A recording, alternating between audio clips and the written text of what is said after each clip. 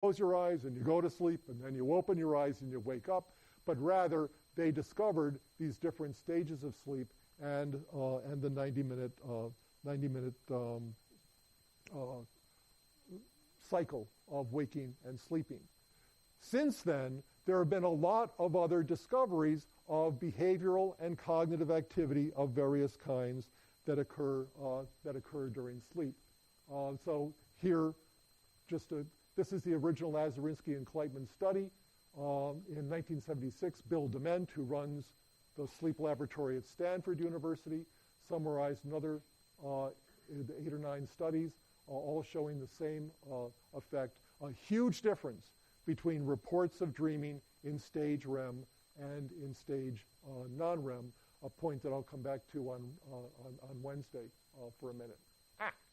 Okay, so over the years now, since this discovery by Lazarinsky and Kleitman, researchers have documented a number of other cognitive phenomena, mental phenomena of consciousness, if you will, that occur during various stages of sleep. In descending stage 1, as you're just beginning to fall asleep before you move into stage 2, many the people will experience what's known as hypnagogic reverie. They're not dreams exactly, but they're various kinds of images that will occur to them. Maybe colors passing in front of their closed eyes because you're trying to fall asleep, remember. Maybe static images. Other people will have very stereotyped imagery. When I'm falling asleep, very often, especially after a day that's been kind of tense, I will have an image of riding on a motorcycle, falling off a motorcycle, and my body will kind of convulse into a little spasm. That's very. I've never fallen off a motorcycle. Only ridden a motorcycle once in my life. Scared the bejesus out of me. But I've never had any accident like that at all. But that's what happens.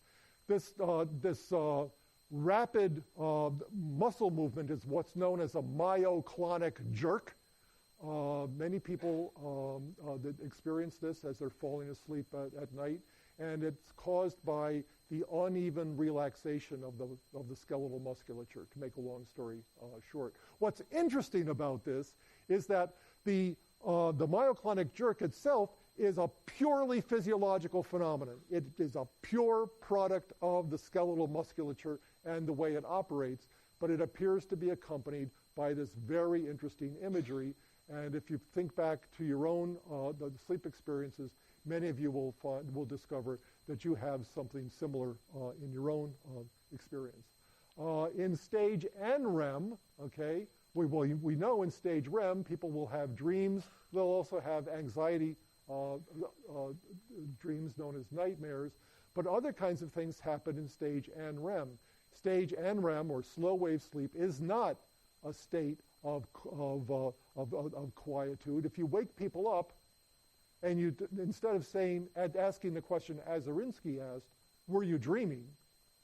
Just say, what were you doing? Okay? Under those circumstances, subjects who are awakened out of slow wave sleep will often say, well, I was thinking about my calculus exam, or I was thinking about my boyfriend, or I was thinking about the car I'm going to buy, or just these kind of thoughts. They're not dreams, okay? But they will report various kinds of thoughts and images and reveries of various sorts. And so then you kind of cycle between these during the night.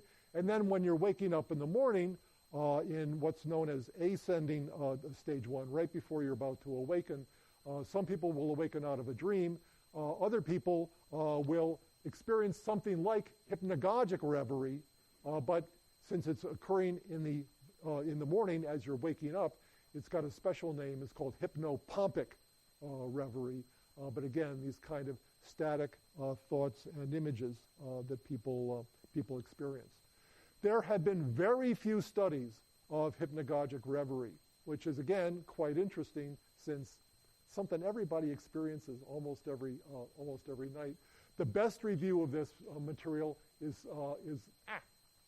is an old one. It's by Dan Schachter, who's now at Harvard. But as a graduate student, he produced this review of what little was known about hypnagogic reverie, kind of tracing the different kinds of imagery, static objects, various kinds of patterns, and so on. People will often have auditory imagery as well. They might hear their own name. There's the myoclonic jerk that I referred to earlier. And then in the reverse, in hypnopompic the reverie, some people will sometimes experience what's known as sleep paralysis. They'll be awake cognitively, they're aware of what's going on around them, but they will have a tremendous amount of difficulty moving. And what's happened here is that, to make a long story short, the cerebral cortex is awakened, you're aware of things, but your skeletal musculature has not yet shaken off the muscle paralysis that accompanies stage REM.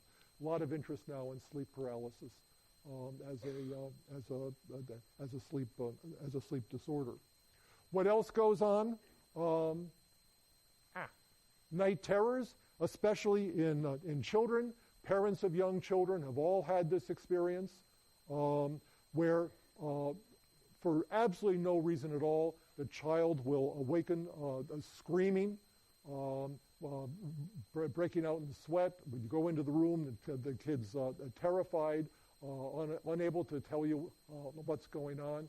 Again, this frightens the parents. Get the kid back to sleep, and the kid wakes up in the morning, has no memory of it at all. The parents remember it, right? They want to know what's wrong with their kid, but the kid, him or herself, seems not to be put off by it at all. These have been studied in the laboratory, and we now know that these night terrors are associated with an intense discharge of activity in the autonomic nervous system, and they occur at a particular stage. The child's not having a dream, as far as we can tell, but what seems to be going on is these night terrors seem to occur as the child is aroused, is kind of coming out of stages 3 or 4 early in the night. Okay, I won't talk more about this at the moment, or time is up, but I'll continue this kind of catalog of what goes on during the night next time, and then raise the question of what, if anything, dreams might mean. Thanks very much. We'll see you on Wednesday.